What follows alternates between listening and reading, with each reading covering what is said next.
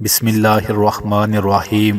میرے بھائی اور بہنوں، آج کی اس ویڈیو میں آپ کو ایک ایسا وظیفہ بتایا جائے گا۔ اس وظیفے کو آپ اولاد کے لیے پڑھیں، رزق کے لیے پڑھیں، بیماری کے لیے پڑھیں، زندگی کے کسی مسئلے کے لیے بھی پڑھیں گے، اللہ تعالیٰ کرم ہی کرم کرے گا۔ یہ وظیفہ ایک بہت بڑے اللہ کے نیک ولی نے بتایا ایک شخص کو۔ ایک شخص بتانے لگا کہ میری زندگی میں بڑی پریشانیاں تھی، رزق کے حالات بھی خراب تھے، گھر میں بھی لڑائیاں جھگڑے تھے، کاروبار بھی نہیں چل رہا تھا۔ پھر ایک اللہ کے ولی نے بتایا کہ تم زیادہ سے زیادہ کم از کم 129 بار تو ضرور روزانہ سورۃ الکوثر پڑھا کرو۔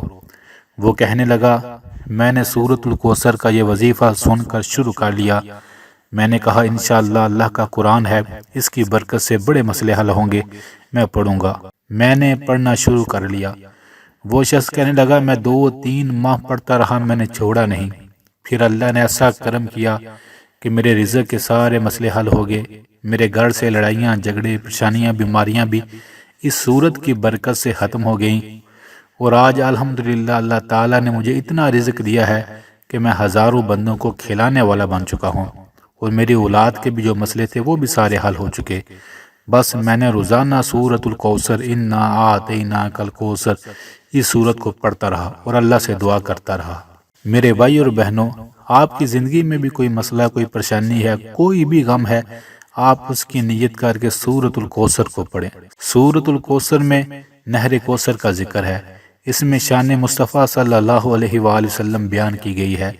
جو بندہ سورت کو بار بار پڑھتا ہے، میرا اللہ اس پر بڑا کرم کرتا ہے۔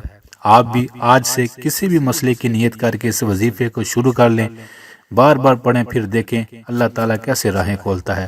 ضرور کیجئے گا، دن میں کسی بھی وقت پڑھ سکتے ہیں، اگر رات کو فارغ ہیں تو رات کو ضرور پڑھیں، کیونکہ رات کے وقت دعائیں جلدی قبول ہوتی ہیں۔